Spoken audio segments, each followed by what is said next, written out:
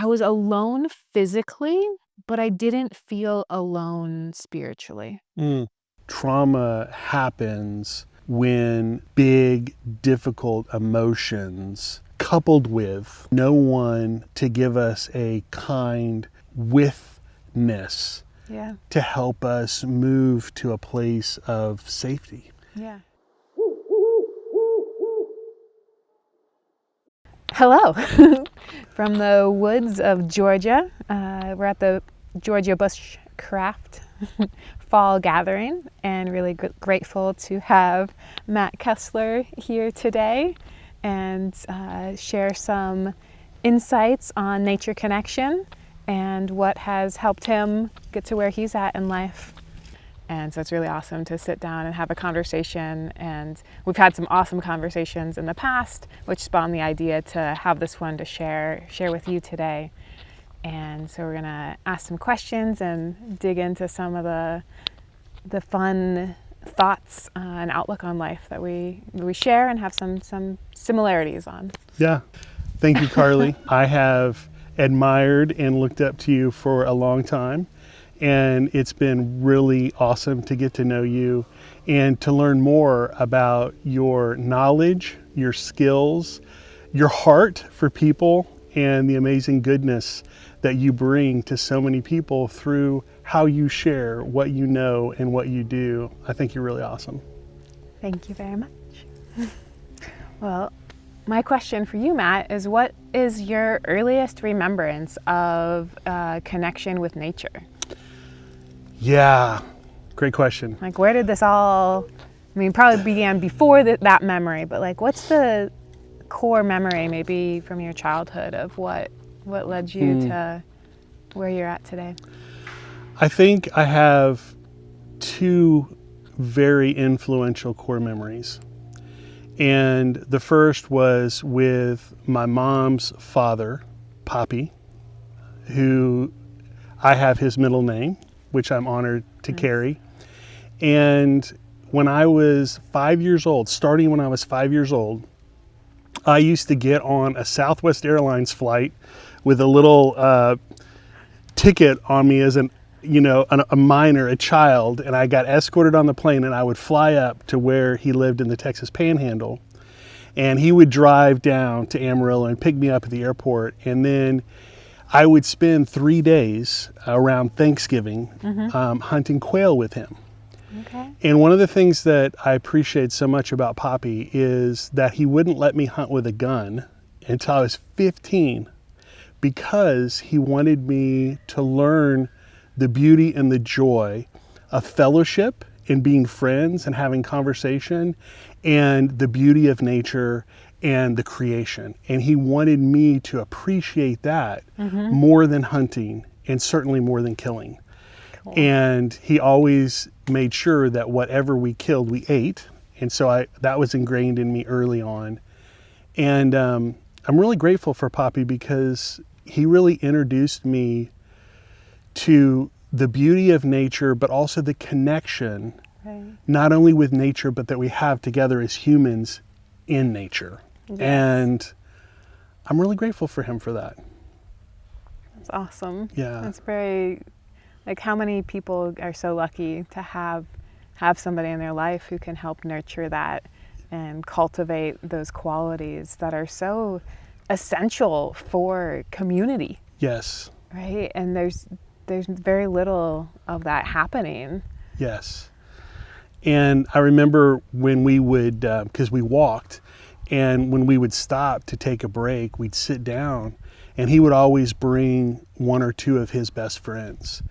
And I think I really learned the appreciation of conversation and the way that these older grandfathers talked, and their wisdom and their humor and their kindness to me.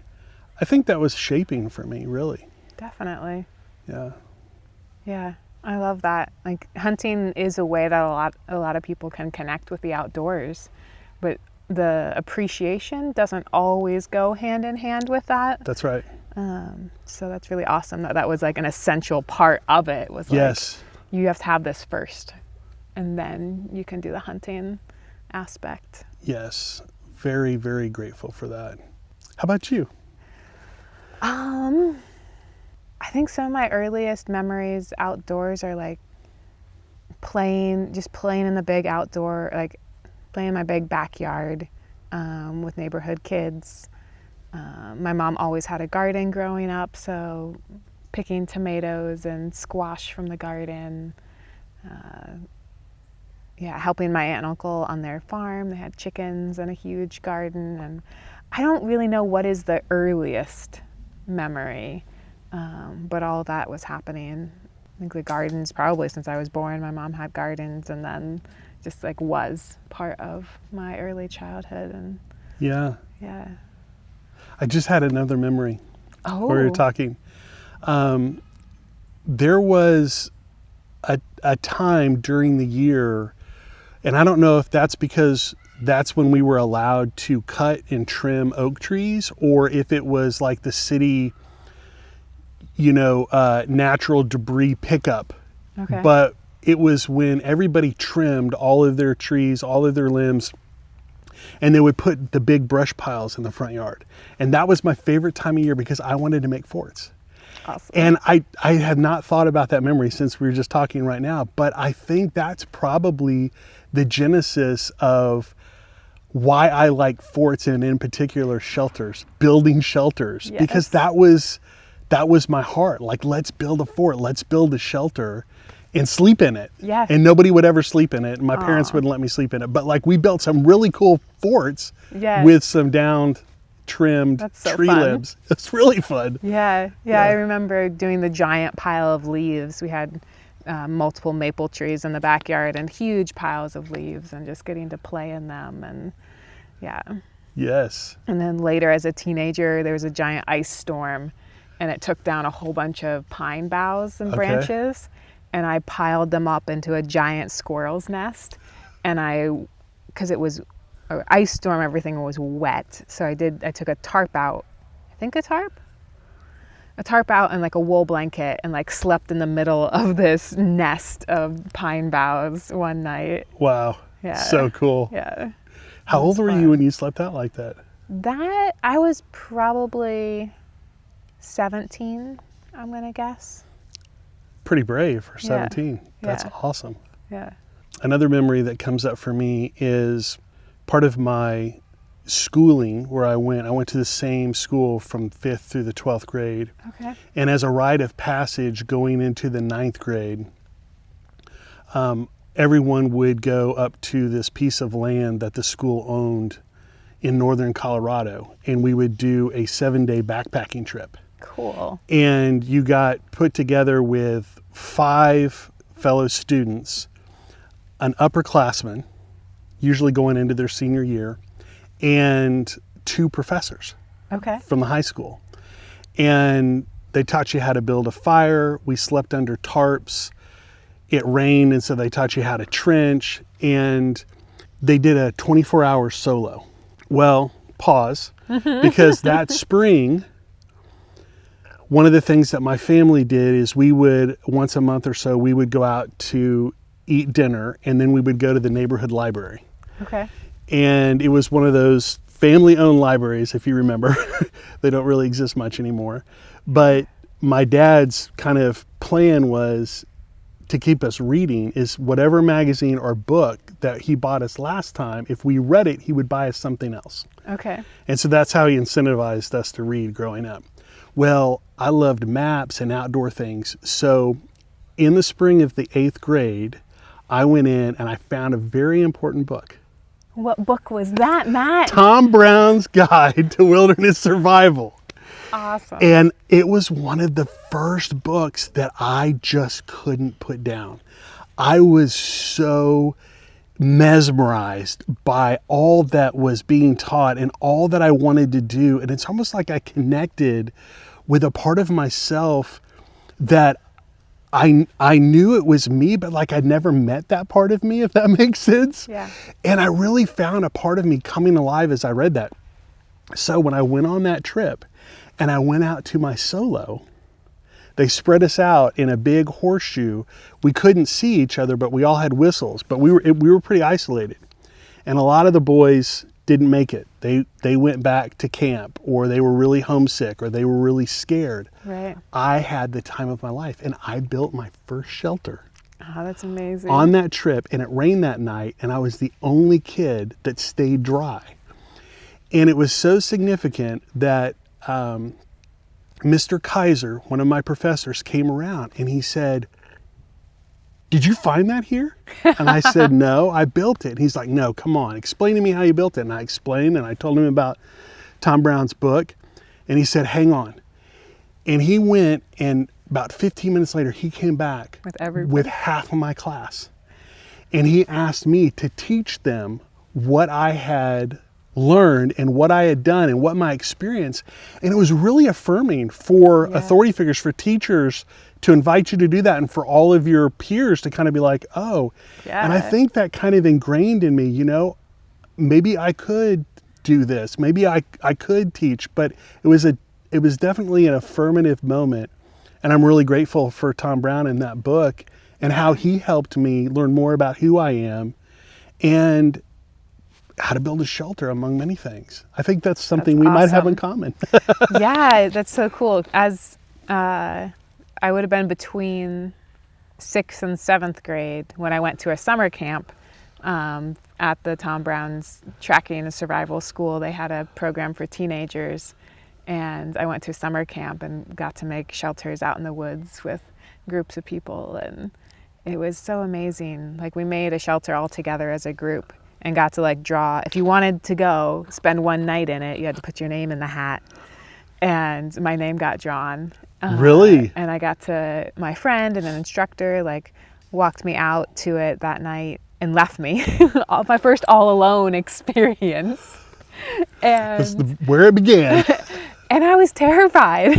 Yeah. I was like, oh no, what if the bears come? Because there were bears in that area of North Jersey. And but it was the start of like how like my own psychology can help me, because I like talk through the scenarios of what could happen. Like, yes, there's bears around, and like maybe they'll come sniff or something and be curious, but like they're not gonna, I don't have any food on me, they're not gonna come bother me.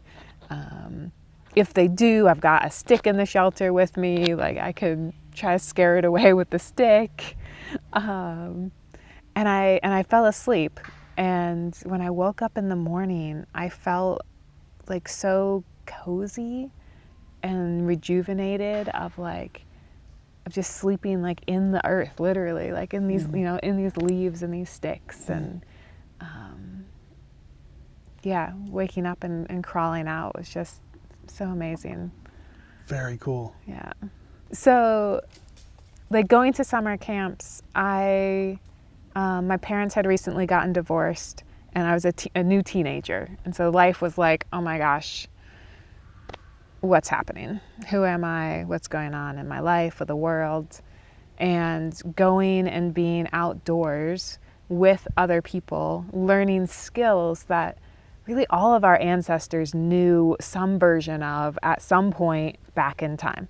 You know, the principles of shelter are the same no matter if we're using ice blocks or we're using leaves. We need something that's going to shed water. We need something that we can stay warm inside of, that's going to have some insulative value. And it really just like connected me to a really deep part of myself that really brought like joy and passion and excitement into my life. And then like I was like, I want to do more of this. So like every summer as a teenager, I went to summer camps with coyote tracks. And then I took classes at the tracker school with Tom Brown Jr. and his like awesome group of instructors, and went on survival trips. Like, okay, I'm going to take my, you know, different levels of leaving items behind, and trying to see, like, can I just go out and make a shelter? Can I find water and food? And usually, sometimes a couple times by myself for short periods, but usually going with a group of people. just to test it out. Mm. And the survival shows started to get popular. I watched Survivor a bunch and thought about going on that show, but I really wasn't sure about the social aspect of it. I was like, the survival part, like, that sounds great. The physical challenges, that sounds fun.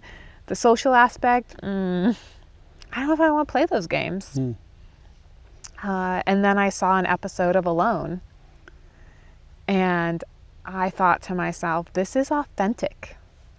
Like, there's no camera crew staging anything. Like, it's just the person and their experience. And I thought how awesome it would be to go, and I had heard stories of my mentors like going out for long periods of time to test their skills, to live with the land. And I really wanted to have that experience. And in my dream, like, I'd hoped to do that with somebody. But the show came up into my awareness, and I was like, I could do it alone. Like, life's kind of crazy right now, challenging. Having some alone time to like figure out my own pace and rhythm sounds really nice. And then the aspect that it's a show, so there is a safety team like on standby, like far away. But if something terrible were to happen, there's help. Click, yeah. Yep. Click the button, help. And so I was like, okay, this sounds amazing. I want to go for it. Wow. So I applied. I didn't even see the whole season.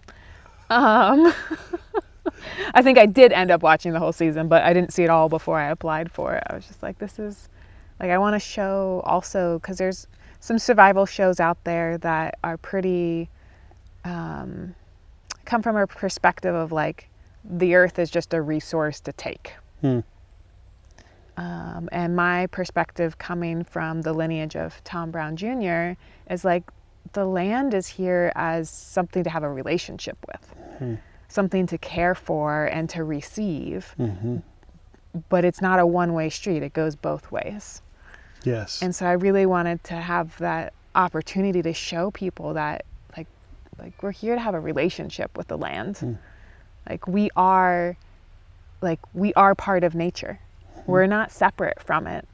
So what was that experience like for you? Because, I mean, what you're sharing is at a very formative time in your life as a young woman, coupled with some separation in your parents, coupled with the community of the Tom Brown School and learning things and being a part of really some, not just skills, but belonging. Yeah. And now all of a sudden you have the opportunity to live this out, but you're going to be alone, right? You said, I thought I would do that with someone, but now you're alone. So alone on alone, what was that like for you? Yeah. From an interior Yeah. point as well as skills, you know? I really relished I did relish the aloneness a lot. Like, I didn't need to worry about what anybody else was doing or what anybody else might be thinking or needing. Like, I could really focus on what were my needs and what was it that I was wanting to do. And be able to move from that place, like move from a more internal place instead of worrying about everything out here. Yeah, which is not a common experience, right? Right. I think our society, often to an unhelpful state, we learn growing up that, or I can say I learned growing up that like I needed to make sure know where everybody was at, because that's how I could find contact. Like, if I knew where people were at, then I could be whatever was needed to be okay. Yep. Right? We all come up with stories as kids, no matter what our experiences growing up. We come up with a story of who we need to be loved. And to be safe. and to be safe. Yeah. Yeah. And so having the chance to be alone was also a real like start in me in my adult life to look at that patterning and to see like, what did I do when I was by myself for that long of a time? Because I was out there for 86 days.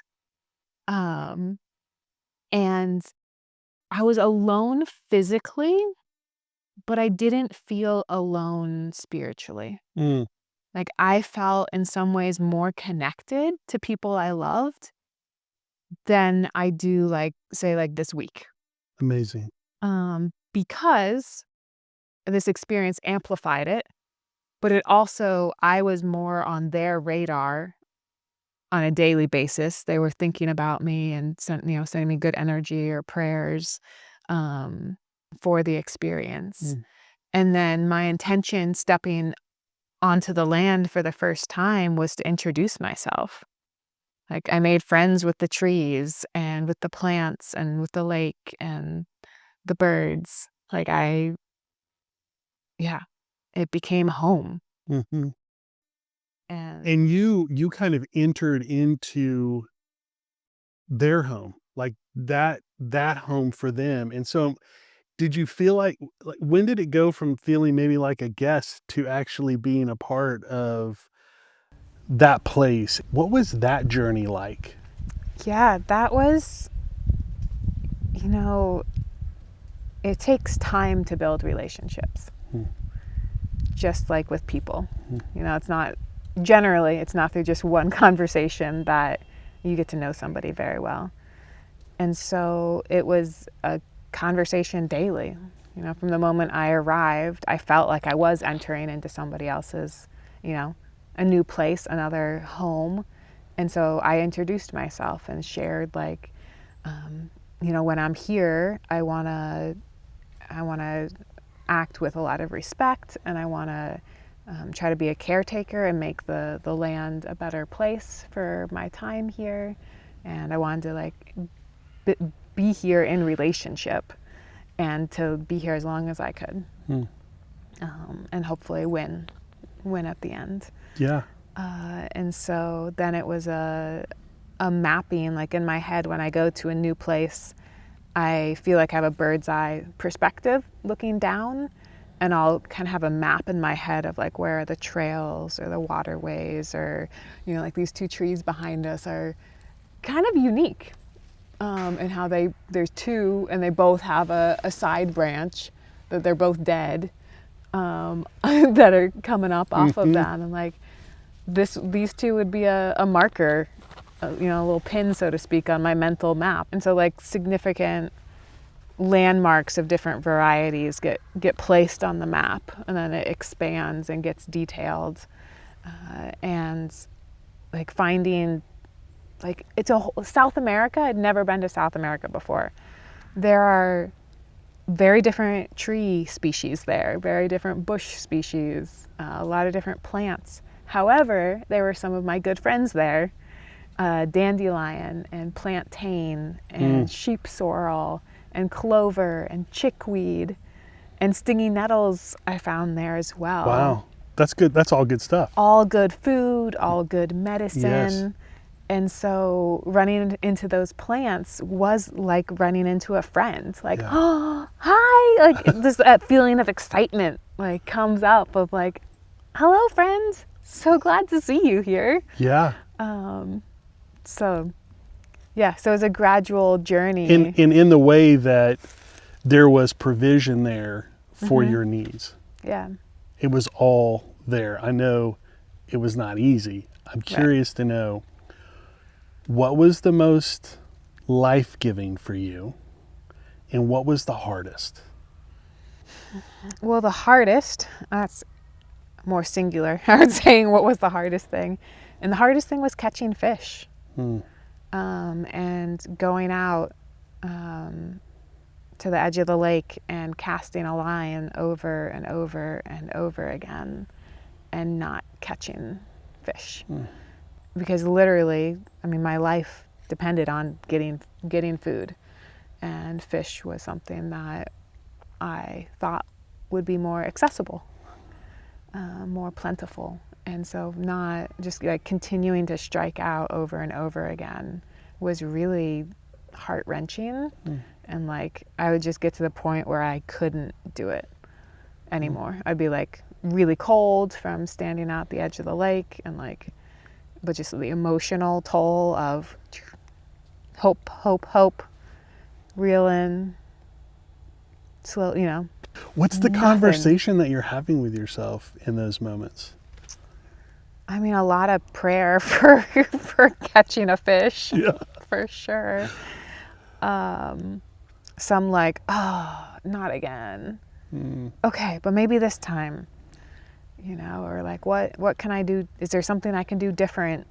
You know, trying different lengths between my little stick that was like my floater and the end of the line, or trying different places, or trying to figure out something else to try for bait. There's a proverb that says, hope deferred makes the heart sick.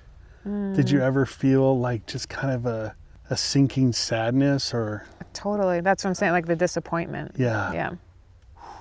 Yeah, lots of that. Yeah. How many fish total did you catch in 86 days? I caught 6 fish in 86 days. That is not a lot of fish. And they were like little lake trout. Yeah. You had some fish head soup? All the time. Yep. Well, every fish. Cut it up into pieces, put it all in the pot, eat. I mean, I gutted it, but the last like 2 fish, I cleaned out the stomach and I cleaned out half the intestine, and I ate that as well. And then what were your other sources of food, either plants or rabbits? Plants. I did not see rabbit sign. No rabbit? And yeah, there wasn't a lot of really wasn't other options. So that's a long Fish and time. plants. That's a long time to go on fish and plants. 86 days on 6 fish? So mostly eating plants. Mostly eating plants. Yeah, green soup. Green Oof. soup every night before bed. What was the most life-giving kind of fun, like when you think back and you have memories that surface and bring you a sense of joy or strength? Yeah. Like what were those moments? Some of them were moments where especially as time went on, I got into a very focus of like, how much energy am I putting into an activity, and is it gonna feed me back? Generally in the very physical sense, I was thinking that. And then I started thinking about, okay, in my overall experience, like what are the things, if I never do, I'll be mad about? Like wish I had done it.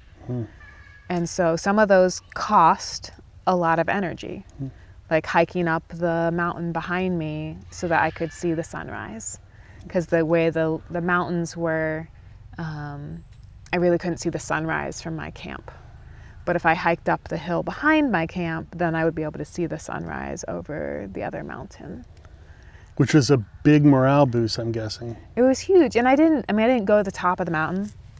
I didn't need to. But I went up a ways, higher than I had before in my explorations, to get high enough to see that. And it was still dark. Like I hiked up in the dark. Wow. And the stars were out. And when I got up there and I looked east, I could see the constellation Orion in the east. And when I had got there in the night, in the evenings at sunset, after sunset, I had seen Orion in the west at sunset. And in that moment, I really had a felt sense of how long I had been there. Wow. Yeah. Because I was making marks on my spoon, carving a notch for every day. And that certainly had a feel to it, all those notches adding up. But having that constellation in a totally different place really was like, it's a whole nother, like a whole season, you know, it's basically 3 months a whole season has gone by, and the sun crested over the mountain ridge, and it lit up all the tops of the trees, and it almost looked like a African safari picture, the way the trees grew there, and how they like have these tall trunks, and then they come up and then they like spread out. And it was really magical. And so like that was super like uplifting to feel and have that experience. What are you most thankful for about your experience on Alone? And this is going to challenge you because you're a very humble person. Oh. But what are you most proud of? Yeah. We'll go to the easy one first. The thing that I am most grateful for about it is that it has led to a lot of connections with other people. So even though I had the experience totally alone, from that experience, I learned how much I actually value connection with other people. Before, I would say, like it didn't register it. I wasn't aware of it. I was like, oh yeah, I'm fine by myself. I'm good. I don't need anything. And now I'm like, no, I really value people. I really value connection with other people, and really am grateful for all of the connections, like here, like connecting here to you. Like literally I wouldn't be here and know all the people that I know here at Georgia Bushcraft without having been on Alone. That's really amazing that you would go through aloneness in order to have an appreciation of community and belonging, and that the very 86 days of aloneness actually opened up so many new relationships and opportunities for you. It's amazing. It's almost like a seed that gets planted and then it blossoms into something that it wouldn't be otherwise had it not be sown. Or those plants where like the leaf grows and dies and then the flower comes up another time. Yeah, it's interesting. Almost in your story, I can see a theme of in that first sleeping in the ground, like there was almost like a new season of life that emerged the next day. And there's a way that Alone is kind of a death to a part of yourself that gave life to another part of yourself in some ways too. I don't know. Yeah, totally.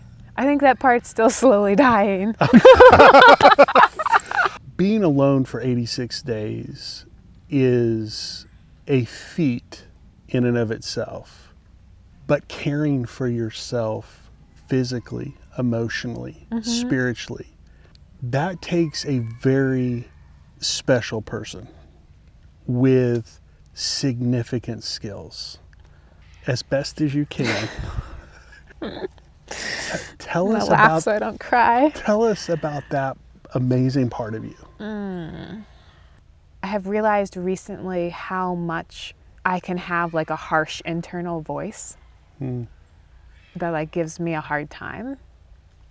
And I'm working actively to uplift the encouragement and the encouraging voice, which having people like you in my life is like a great example of like how awesome that feels to have encouraging words said to me and be like, oh, I could also do that in myself. And when I think back to my time on Alone, I don't know that harsh voice was there. I'm sure it was some, but it wasn't the lead voice. And the lead voice was my desire to live life fully. Wow. To live life to the fullest, even in the struggle and even in the heartache, to not push it aside, but to give it space to be there, to be like really frustrated for a bit and just let it be, or to cry because of the overwhelm and exhaustion and loneliness that was there sometimes. and it is hard to say what I'm proud of because I see like so many different aspects and things that I could have done differently or improved upon, even though I also would say I wouldn't do it differently. So it's both true. But I'm proud of how much I just showed up and did the best I could. Like to say, oh yeah, with my awareness now I see things. But I did the best I could. And I leaned on and was carried by my connection with the land and my connection with other people from far away. And the connection of knowing myself to the level that I knew at that point to help me reach did I reach my goal? Yes. I stayed there as long as I could. That was my goal. Yep. I hope to win. I think you probably would have stayed a little bit longer if... I would have stayed longer if they hadn't have pulled me. Yep. Yeah. I was like, yeah, I can make it. I can definitely make it to 90 days. I think I can make it to 100 days. We'll see. And that's, as far as I was going. Yeah. But I was only going 1 week at a time in my brain the entire time. Wow. Like, okay, what do I need in this next week? And then what do I need today? Like, oh, is my firewood pile low? Let me go get wood. Is my basket full of plants low? I need to go get more plants. Which got harder the longer into the winter you got. Yeah. Well, I'm proud of you. I think you did awesome. Because most people know you and experience your experience of alone from the very little of the 86 days that they actually got to see. Right. And so I'm wondering, from your perspective, what do you wish people could have seen that didn't actually make the show? Yeah. I'll first say that I am really happy with how they edited my experience. Like, yes, I probably filmed like 400 hours. Wow. And maybe there's 45 minutes total throughout all the different episodes. Yep. That's a very small percentage of time. Yes. And I don't know, like when people meet me who don't know me from anywhere other than alone, and they share like their reflection of me to me, I'm like, that's spot on. It would have been awesome if they would have showed more of my basket making or more of me just sitting out in the woods. Yeah. But who wants to watch me just sitting against a tree for hours?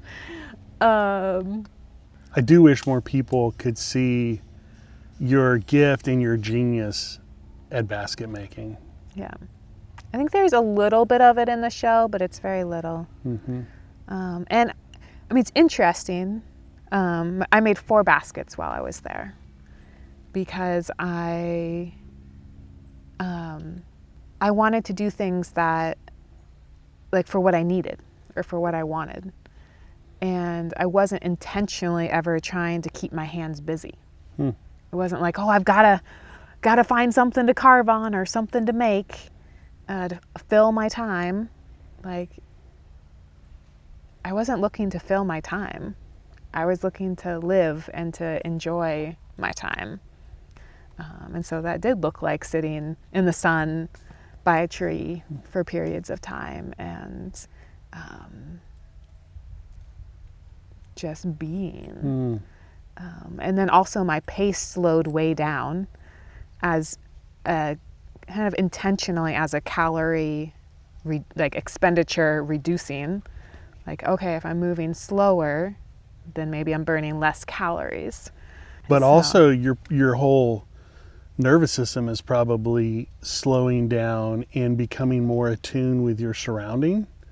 I mean, were you feeling more shalom or peace or serenity, or were you experiencing like fear and adrenaline and Yeah. I would say more peace for sure. Except around fishing, that was a lot of anxiety. And occasionally some fear.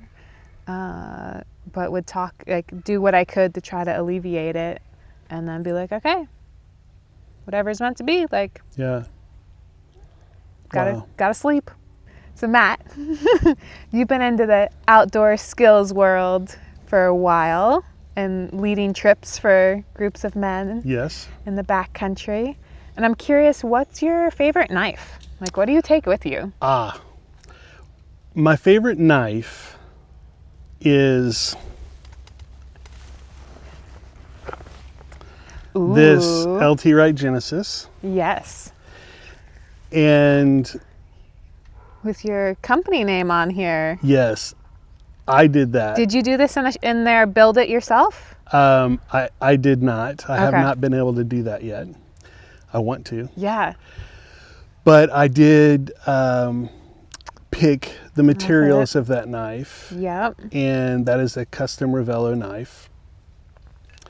But the reason why I love that knife is I did a 45-day survival skills instructor course in the fall of 2020. Okay.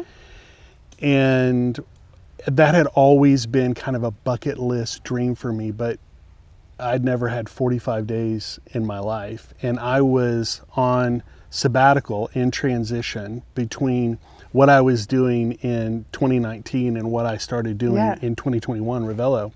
I love these pins. Yes. Aren't those cool? Those are super cool. And the orange liners. Yeah. I love it. And I did a bunch of research on what would be the best bushcraft survival knife to take to survival school. Yeah. And LT Wright and the Genesis kept coming up and what I was reading and who I was talking to. So I took one and I used it every day, all day long for the entire time. Yep. And as you know, when you have a tool that you're using every day and you're depending on, you bond with it. Yes. It becomes a companion, a friend, an ally. Yeah. And so I just really love that knife. And so when I got off the course and I got home, all the way back on the drive, I'm like, I want to meet the maker. Yes. And I started wondering, and then I stalked LT on YouTube and I saw a video and he was giving somebody a tour and he was introducing people in the shop and he was saying a little bit of something about each one of his team. And I'm like, this guy is special. This guy is neat. I really want to get to know him. And so I called him out of the blue, nervous. I called him. That's so cool. And Elaine answered the phone. We had a delightful talk. He was busy. She said he'd call me back. And he did, like 2 days later. The phone you were rang. like, oh, sure, he'll call. Exactly. And he did. And he took the time and he wanted to know my story and I wanted to know his story. And we talked for almost an hour on the phone. And I just think he is an amazing human being. Yeah. I think he's an amazing craftsman. He's super generous. And I'm just really grateful. And I think he makes the best bushcraft knife out there. Yeah. As do I. As do I. So of all the things you could have chosen. I chose the LT Wright Genesis. Yeah, you did. To take with me on a loan because I wanted a tool that I could trust and rely on. And I didn't even know who LT Wright Knives was. I went and looked at all the knives in all the stores and none of them felt like the right knife for me. A lot of them didn't feel good in my hand. And knowing I was going to use it a lot, I wanted it to feel comfortable in my hand and not have edges that were going to like dig into my hand. And so I found this knife and I was like, that's it. Didn't have any idea who the company was. Went on the show, used it, loved it, came home, the show aired, and they reached out to me. Really? Yeah, and said, hey, we saw you, like, congratulations, you did amazing. Like, anything we can ever do for you, let us know. And they did, because that's your own edition. Yes, the Carleigh May I? Fairchild signature knife. Wow. With my quote, never give up. Never give up. Look at that. I don't know if they can see that or not, but never give up. The Carleigh Fairchild Never Give Up Alone Genesis knife. Well, and so you've done some solo trips yourself. Yes. And correct me if I'm wrong, but often you'll do a trip in an area that you're going to go take a group in. You'll go and do a solo there to scout it out. That's right. I call it R&D, a little research and development. Yes. Yes. Excellent. Because I like to have that experience so that I can better lead and guide others into it. Yeah. And I did last May. It was a while since I had done a solo trip, but I did a 9-day solo up in the Boundary Waters canoe area. And it was really perfect because I went about 5 days after ice out. Okay. So nobody was really there. Wow. No bugs yet. And it was still like I got snowed on for a couple of days. I had the full range. I had weather like this, it'd be like 68 and sunny. Nice. And then it was, 28 and snowing. Yeah. But there is something very good for me when I'm alone with God and myself in creation with no other distraction or stimulus or demands other than being me. Kind of like what you were saying earlier, just being. Yeah, just be. Just be. We're human beings. Yes. And it's such a gift to have time. Like my second or third day out, I'd made it to where the lake that I wanted to stay that night a little faster than I thought I would. And there was this circle of birch trees and some green grass that had already started that spring in the middle of this circle of birch trees. And they were just starting to get leaves on them. Cool. And I remember just laying down for probably, 4 or 5 hours. I would get up and I would pace, but I would lay under those and just the rustle of the birch leaves starting to bud on the trees and the blue sky and the sunshine. And I could it's almost like I was shedding stress. I was shedding hurt. I was shedding all sorts of big emotions that I had been carrying. And it was just a reset. Yeah. For my mind, for my soul, for my body. It was just a reset. And that my whole experience on a solo is like that. Yeah. And you recently went on a backpacking solo. I did. I did a 4-day backpacking solo in the Pisgah National Forest and had a fantastic time, and very similar, just like realized it's been a while since I've gone out on a solo backpacking trip, like a couple of years. And I was like, I need this. This is like, I need to recharge and just, there's a way of getting back to the basics of there's nothing else that can be done about anything else in the rest of life, right? It's like, am I cold, warm, hungry, thirsty, need to go to the bathroom, tired? Yeah. And that's all. Yep. Yes, that's all. And then I'm like, but there's also more. There's like, oh, look at these amazing leaves. They're so gorgeous.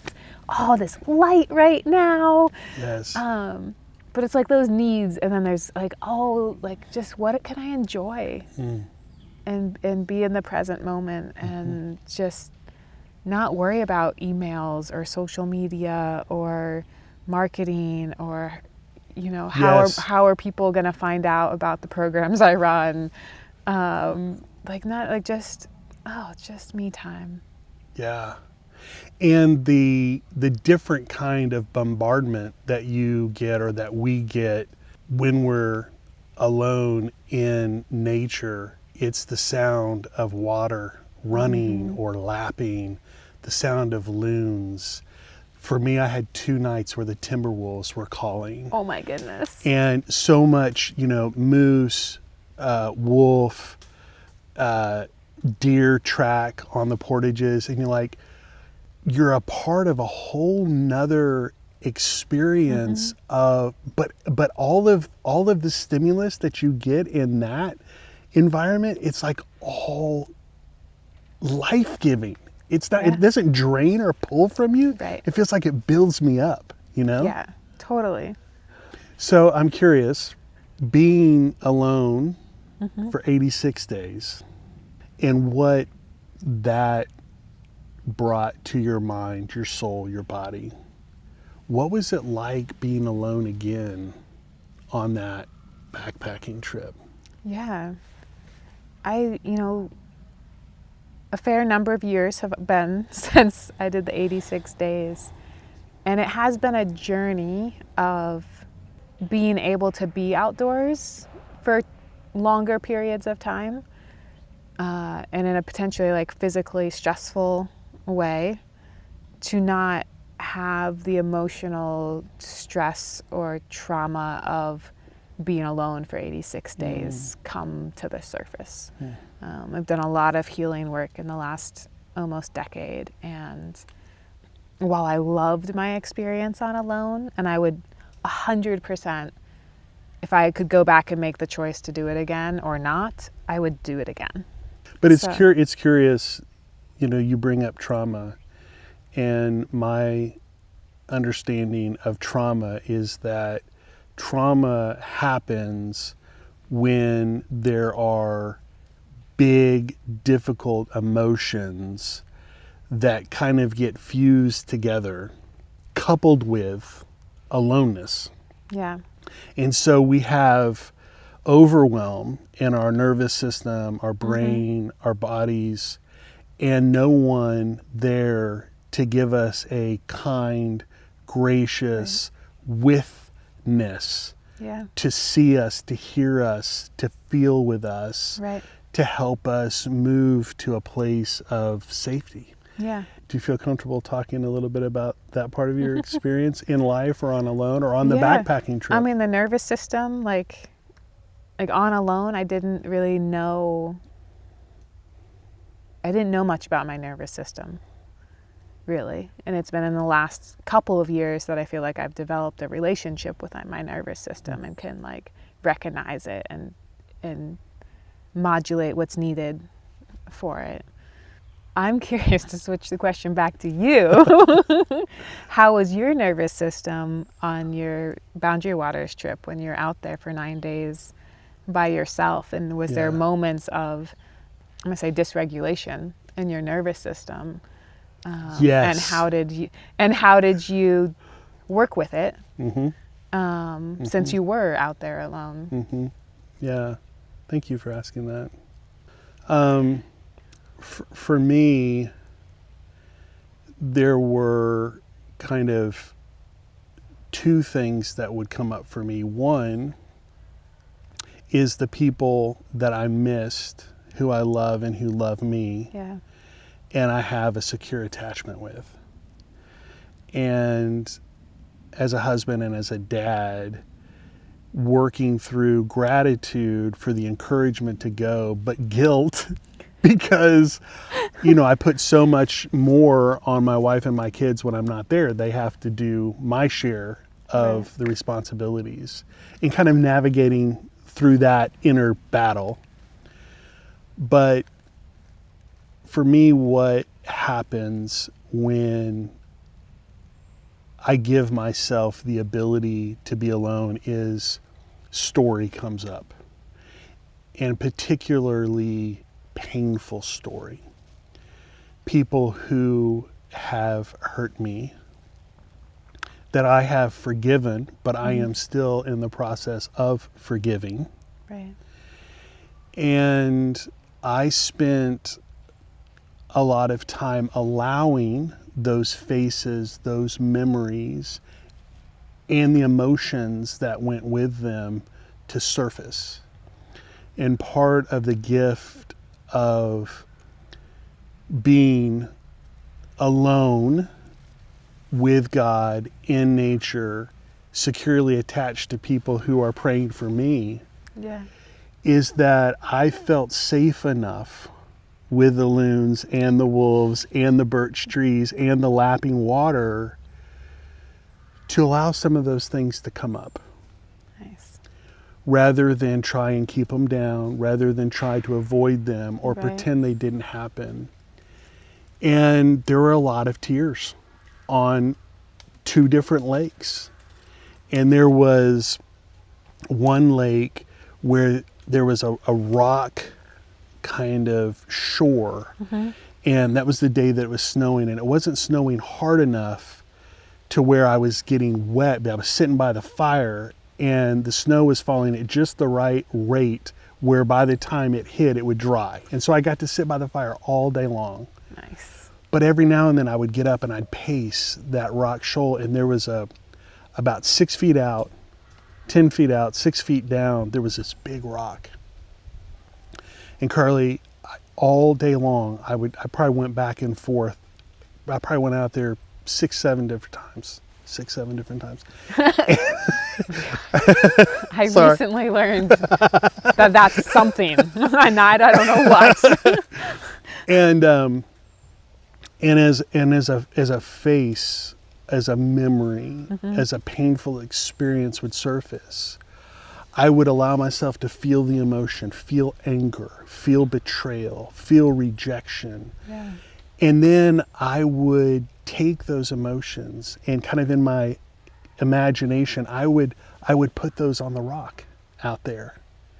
And so it was a way that I was giving my nervous system and my body permission to process and to grieve and to be angry and to be real and to get through some really big, difficult emotions that I wasn't able to. Right. But now I was, because I was safe. Yeah. And to put it on that rock. And I'll never forget, when I left, I had to paddle right past that rock. And it was like, I'm leaving it there. Bye. I'm leaving it there. It's underwater. Thank you. Like, I really experienced a measure of release and relief and healing. Yeah. But I needed to go through that. I needed Yeah. to forgive. I needed to bless. I needed to remember. But I also needed to lay it down Yeah. and not carry it anymore.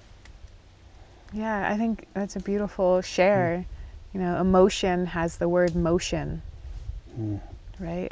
Emotion needs to move. Yes. Emotion is a communication that can get stuck and be this like huge event or something in our lives.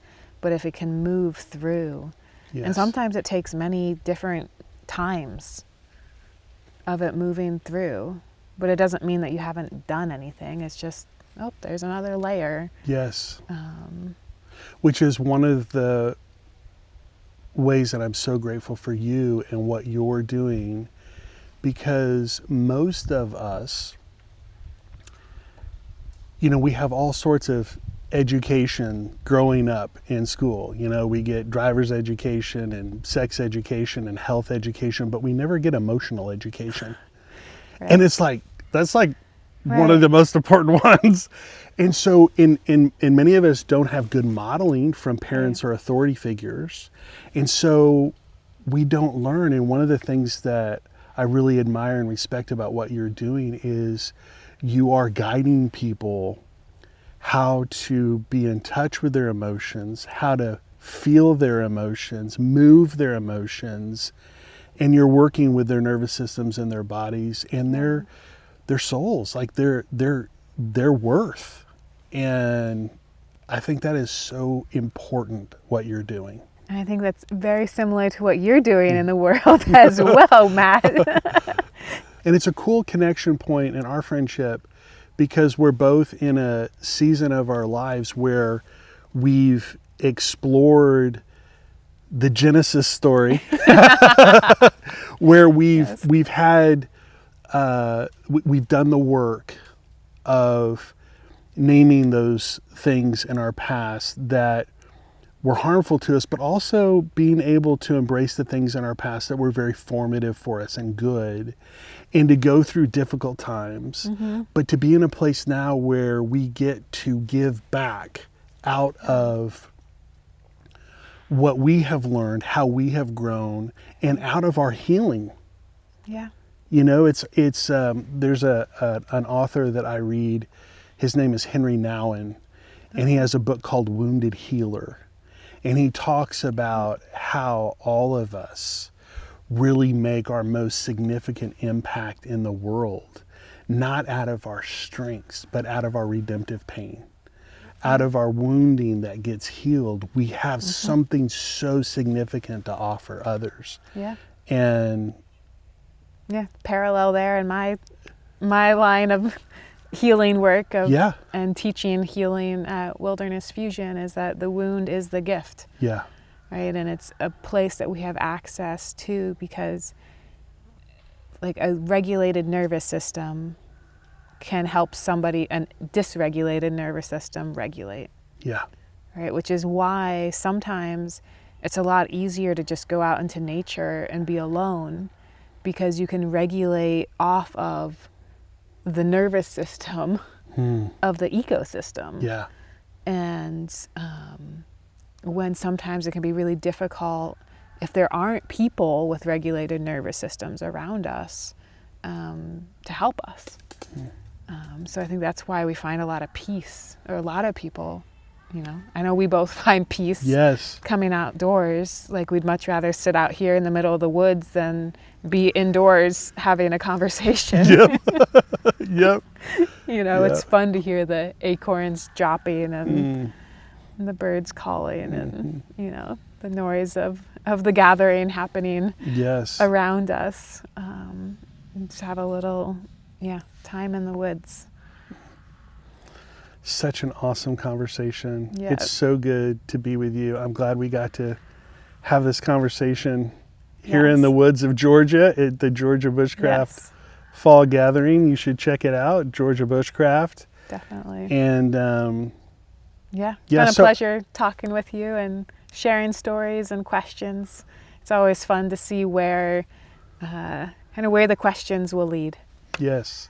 So, but before we sign off, how can people learn about what you're doing and the courses that you are offering? Yes. Where can they find out more information and connect with you on that? Yeah, the best place to connect with me is to go to humannatureconnection.com and join my email community. I promise I do not spam you, and you are welcome to unsubscribe at any time. However, that is the best place to get direct communication from me about workshops I'm offering, cool conversations I'm having with people, things I'm thinking about and curious about. I offer bodywork healing and basketry workshops, nature connection experiences, survival workshops. So that's where to get a hold of me. And I am on socials, so you can give me a follow. Carleigh Fairchild, or at Carleigh Fairchild is my handle. And Matt, what about you, for folks out there that would like to enjoy some of your encouraging words and have a cheerleader in their corner, or want to go on a trip with you? Yeah, so I'm doing 4 things. I'm doing leadership formation, soul care, trauma counseling, and wilderness adventure trips. And you can find out about all of those things at www.revelo, revelo.live, L-I-V-E, revelo.live. And my YouTube channel is Matt Kessler-Revelo. And I hope to have more conversations like this in the future so that you get to meet and know and gain access to really amazing people with great stories who you can connect with beyond YouTube. Thank you, Carleigh. Yeah, thanks, Matt. Really enjoy. It's been a good conversation. Yeah.